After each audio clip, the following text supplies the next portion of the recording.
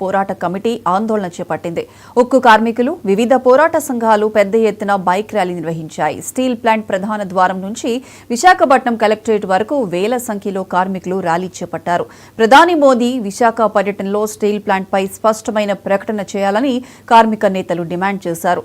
Steel ప్లాంట్ను రక్షించుకునేందుకు ఉద్యమాన్ని ఉధృతం చేస్తామని స్పష్టం చేశారు.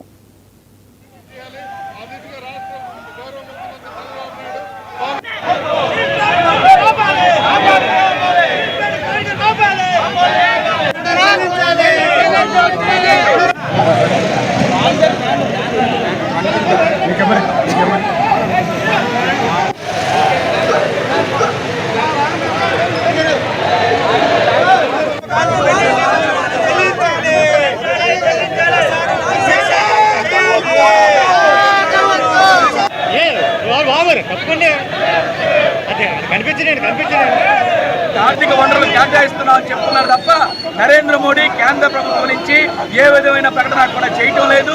కాబట్టి 8వ తారీఖున జరిగే సభలో నరేంద్ర మోడీ గారు విశాఖపట్నం స్టీల్ ప్లాంట్ ప్రైవేటీకరణ చేయటం లేదు అని ప్రకటించాలి.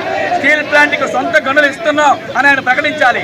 ఆయన ప్రకటించకపోయినట్లయితే ఆంధ్ర రాష్ట్రానికి, తెలుగు ప్రజలకి తీరని ద్రోహం చేస్తున్నాడు అవుతాడని చెప్పి అర్థం చేసుకోవాల్సి ఉంటుంది.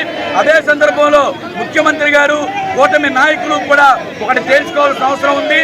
ఎప్పుడో ఇంకా పెట్టలేనటువంటి ఆర్సీఎల్ మెటల్ కంపెనీకి సొంత గనులు కావాలని చెప్పి ప్రధానమంత్రిని అడుగుతున్నారే.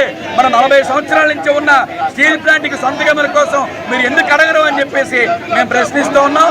కాబట్టి 8వ తారీఖు నాడు మా యొక్క నిరసన గళాన్ని కూడా మోడీ సభలో వినిపిస్తాం.